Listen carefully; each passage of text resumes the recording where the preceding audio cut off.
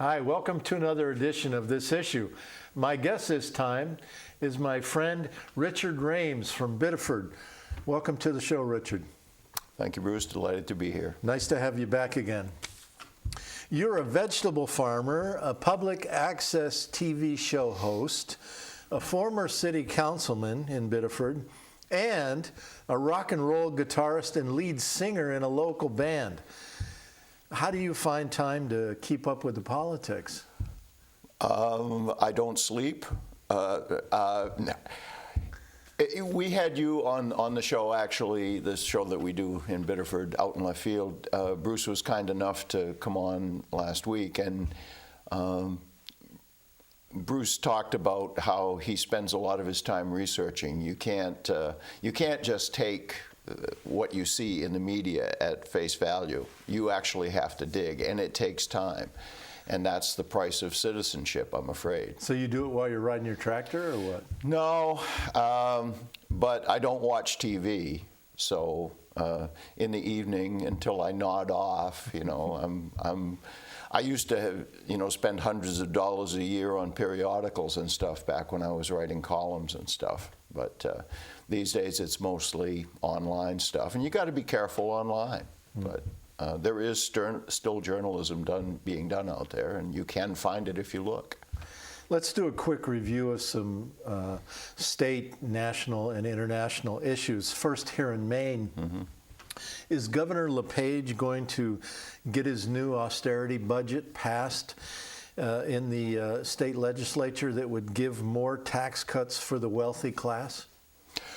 Well, certainly the Maine Heritage Policy Center, which is the architect of his policies, has been pushing this line. It's consistent with the Fox line at the national level. There's a lot of big money that's been pushing this agenda for decades. And LePage is just the strange fruit, the poisonous fruit, the Jimson weed, if you will, that springs from that fetid swamp. I don't know if Jimson weed grows in a swamp. Anyway, so I don't know. The problem is if he cuts and even the Republicans have been pointing this out, that it, we've pretty much cut, if there was any fat in the state budget or in municipal budgets, it's long gone.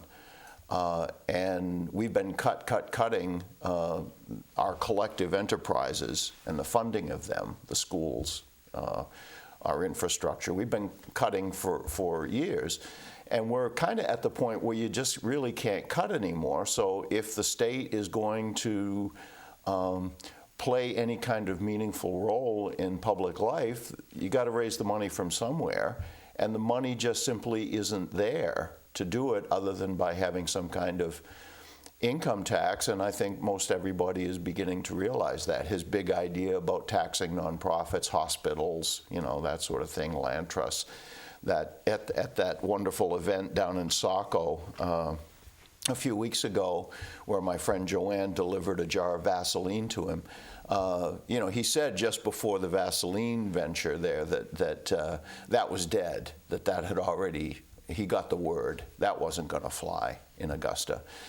And I don't know where you get the money for the income tax cuts if you don't, without raising a bunch of other regressive taxes. When Joanne Toomey tried to hand that Vaseline to the governor, mm-hmm. one of the things that she was saying, and what she said in subsequent interviews, is that no one's fighting for the poor people. That was her whole point, mm-hmm. right? Mm-hmm. And she called out some Democrat leadership on that. The Democrats have blood on their hands. They're standing there, and I was kind of vaguely amused by the typical coverage that the event got. People bemoaning her lack of civility or whatever. Mr. LePage, by not expanding Medicare, and the Republicans, by not expanding, not Medicare, Medicaid, okay, Maine Care, the numbers on that are somewhere north of 100 people die in this state every year because they cannot get Medicaid. Therefore, they cannot get early intervention. They wind up with numbers, with diseases that are fatal. They die needlessly. It's called excess deaths. And Mr. LePage and the Republicans have stood, even though Medicaid expansion would cost nothing, the federal government would be funding it for the first 3 years and thereafter like 90%. They have stood with arms folded while at least 100 people in this state die every year because they don't have access to Medicaid. I keep doing that. Anyway, I mean, who's uncivil here? Who is the sociopath in this picture? It is not Joanne Toomey. Thank you. On your show last night, you were telling me that you interviewed a professor from USM. Ron Schmidt, yeah. And he's just written a book about Lincoln? No, but he's written one book. It's not about Lincoln. But anyway, you talked about the Lincoln assassination. We did. It's something that he knows something about. Yeah. Why is this still relevant in our time, this Lincoln assassination? Who did it and why? Well, what went before and what came after is also important. It's kind of a toxic thing that nobody really wants to talk about.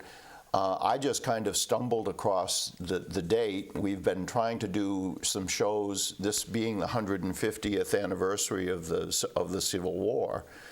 The Civil War was just brought to a close, just before Lincoln was assassinated. And these anniversary occasions, sometimes, the press loves to jump all over the 9/11 anniversaries.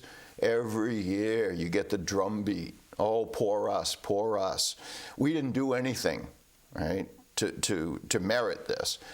Lincoln said in his second inaugural, shortly before he was murdered, that basically the country had to pay for its long legacy of human bondage, of slavery, chattel slavery. And he said famously in his inaugural that basically it may be that every drop of blood that was drawn by the lash must be replaced by one drawn by the sword, until all the wealth that was built up by centuries of slavery was sunk. And essentially he said, we had this coming. Nobody talks like that today. It's, Lincoln was really I'm not aware of a president, maybe Roosevelt, maybe, but to rid the country, at least to make an attempt to rid the country of its original sin, the slavery that is built into the Constitution that people love to say, oh, government, the law is not of men. Those laws sanctioned slavery. The country depended on slavery to build up its capital base.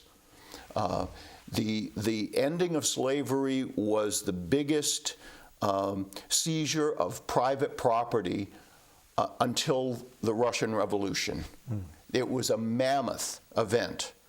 Ron said that if you adjusted for population, something like 800,000 people that died in the Civil War, if you adjusted that for the current population, that would be like 6 million people. Wow. Died in that Civil War, in that conflagration. And that's what it took. And Abraham Lincoln in his Gettysburg Address and in his rhetoric throughout the war, he never referred to the Constitution. 77 years ago, he was referring to the Declaration of Independence, because the Constitution was polluted by slavery.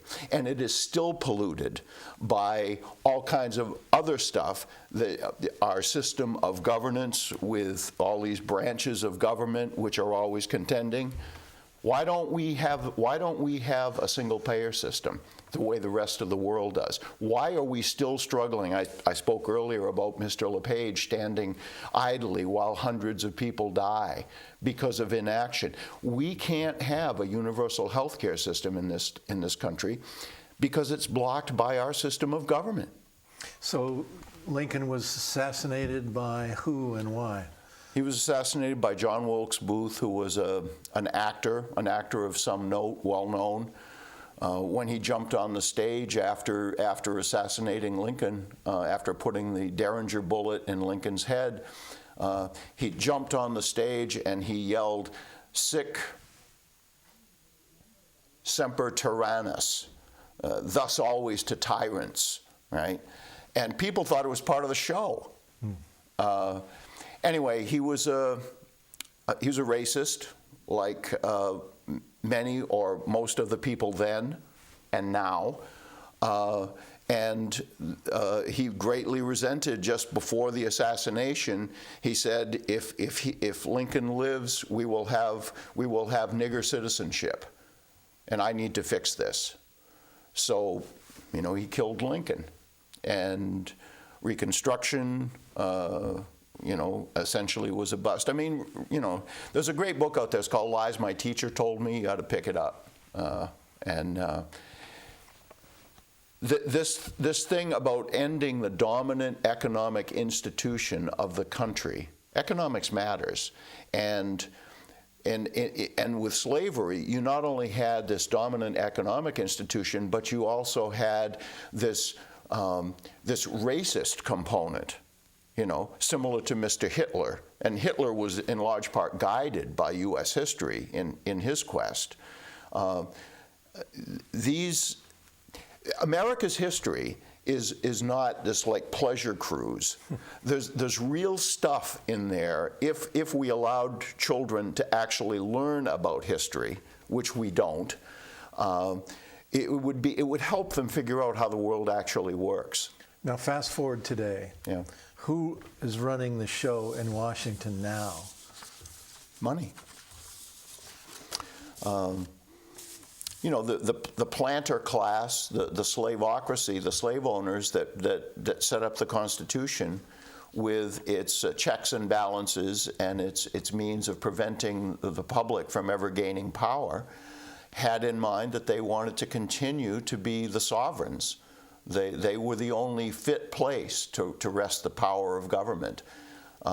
It's a system that's worked out pretty well for them. With the exception of a couple of 3 decades in the middle of the 20th century, they have wielded power most effectively, and they're still wielding it. You're talking about during the FDR period. Yeah. When he, from that class, really, according to that class, betrayed them by doing some things to help alleviate poverty in the country. Yeah, but he was basically, he ran a make-work program similar to what they did in Nazi Germany. There was no dole per se. You didn't have a right to an income. If you played your cards right, you might have the right to a job. It's not the same thing. Okay? And especially after the Industrial Revolution, there was a lot of productivity. America it was still a very rich country, but people didn't have any money, so they couldn't buy the products of the industrial might that the country had. It took World War II to pull the country finally out of depression. And I don't want to get too warm and runny about FDR. The reason that FDR did what he did was because there were social movements. There were socialist governors in various states. You had socialist parties. Eugene Debs had run for president and got millions of votes from a prison cell. Okay, it was very different than it is today. People knew where their bread was buttered, and they were willing to take action. Is the U.S. now going to follow Senator John McCain's advice and bomb Iran? I don't know. I mean, certainly that's what Israel wants, and the U.S. tends to follow what Israel wants. Netanyahu may have slightly overplayed his hand coming to Washington and kind of whipsawing Mr. Obama. I gather Mr. Obama feels that was somewhat of a personal slight. You can't understand Middle East politics without understanding the role of the United States and conjoined with Israel, what Nixon called the cop on the beat. a nation armed with over 200 nuclear missiles. Israel, yeah. And this whole passion play about, oh, Iran is so dangerous. You know, the leaders of Iran have publicly said, we don't want a nuclear weapon.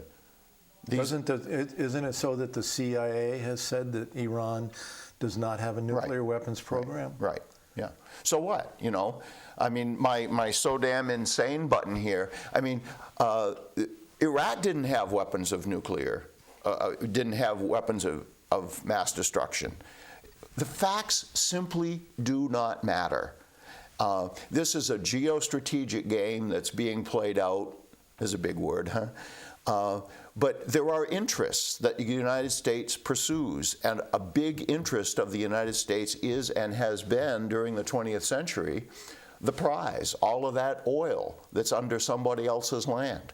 And Iran has oil. Iran has oil. It also is one of the countries that still has something like its own sovereignty intact. You know, we depose. I mean, people ought to look up the Mossadegh and Kermit Roosevelt, the CIA guy that basically deposed a constitutionally elected leader in Iran. They nationalized the oil, and soon Mossadegh was taken out in a coup, and they installed this tyrant, the Shah, who ruled, you know, with great brutality for decades. I remember when I was a kid seeing him and his lovely wife on the front page, on the cover of Life magazine. We loved that guy, because he was doing our bidding, and he was deposed in a revolution. And the country is sovereign. Sovereignty we will not permit. What's the whole Ukraine civil war about, and why is it important today? Well,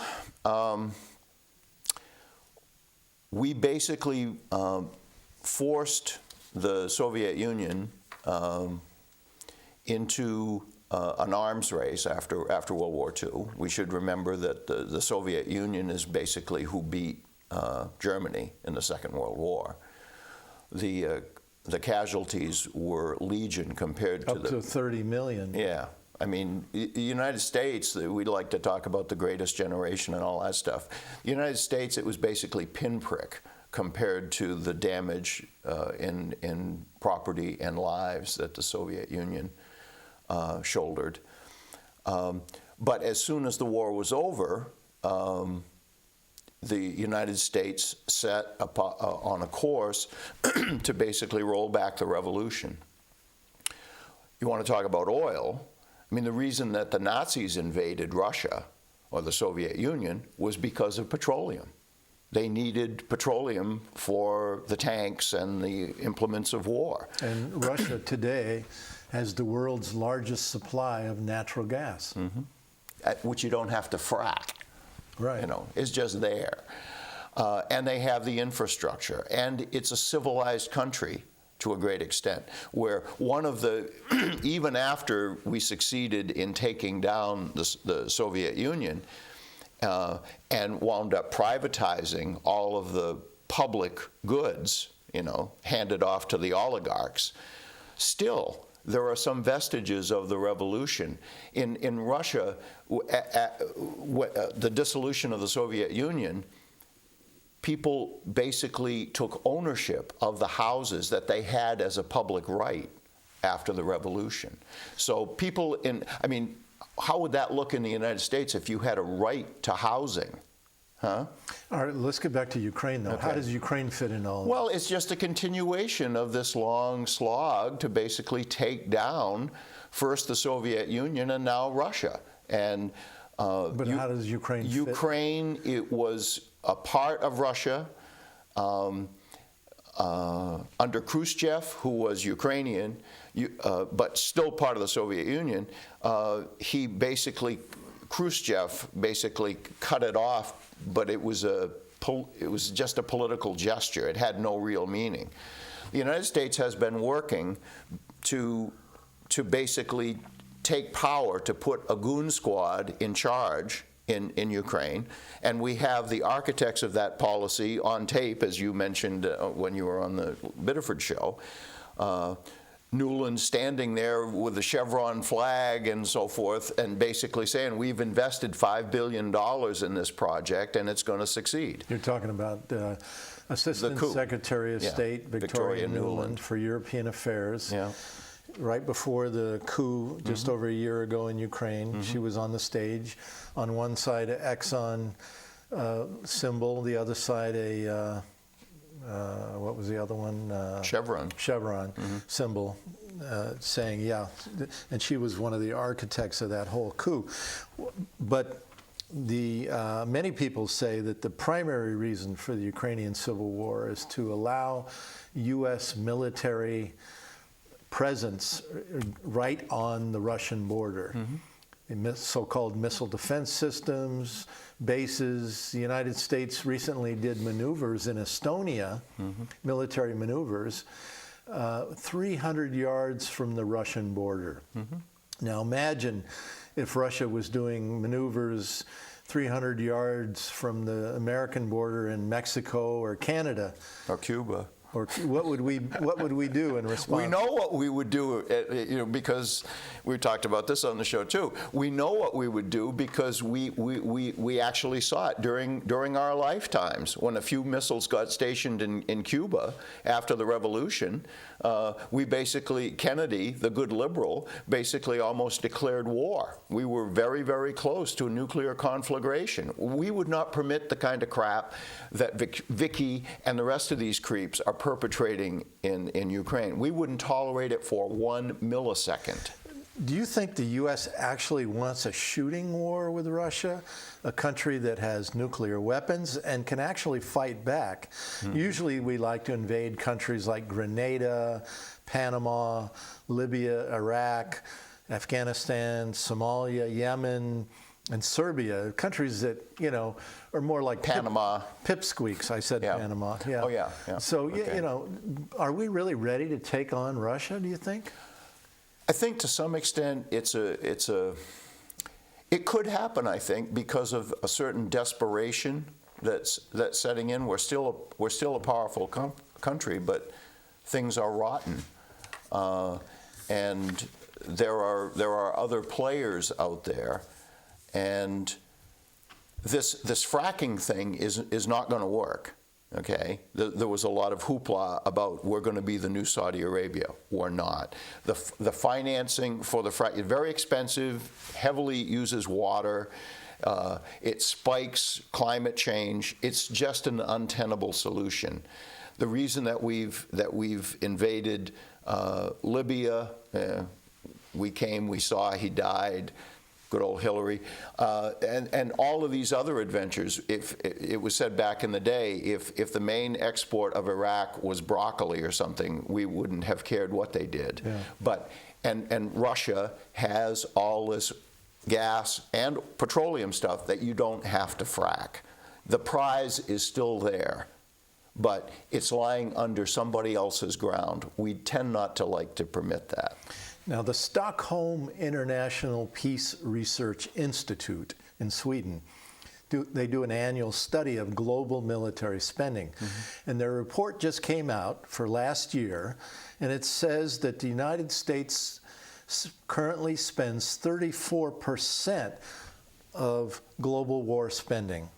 China spends 12%, and Russia only 4.8%, less, just about 5% of the global share.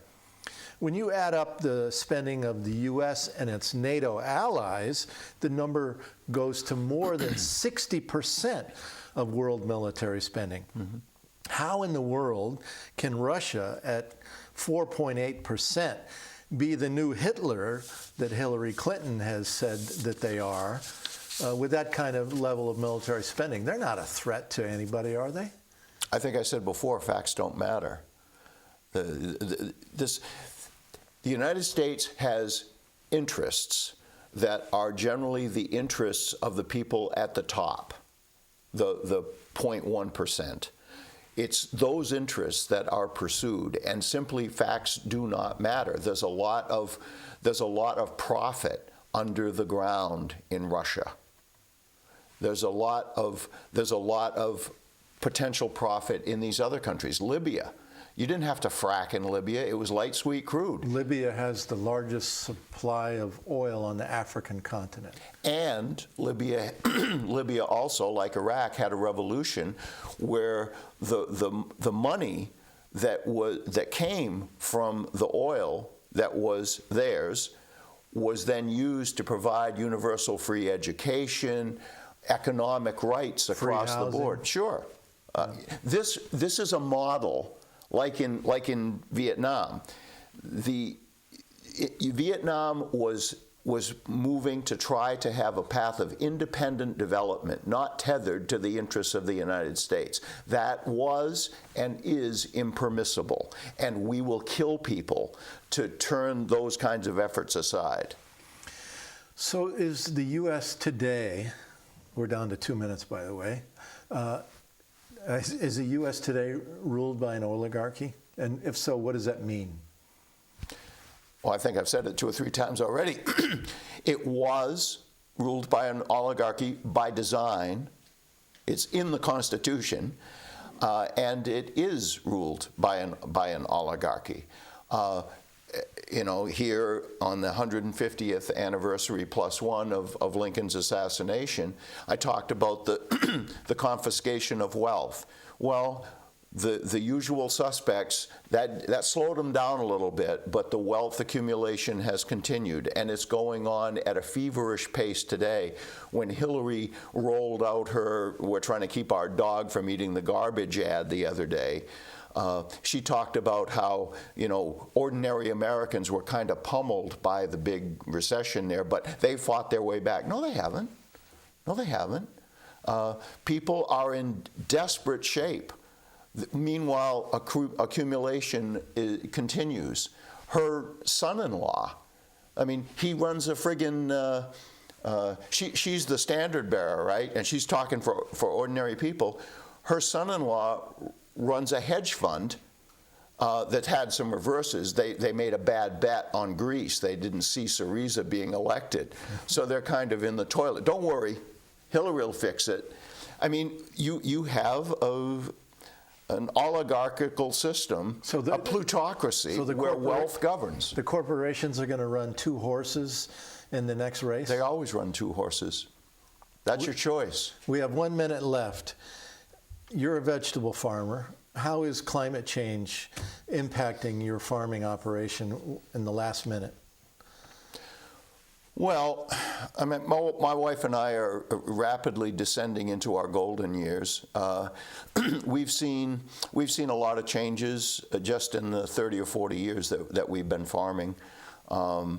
Most times it's too wet. We're set up. We got 2 ponds to irrigate. Last year I didn't irrigate once because it's these days it's mostly because with the changing climate, and as I said a couple of years ago on your show, the prognostications were that humid areas will get more wet and dry areas will get more dry.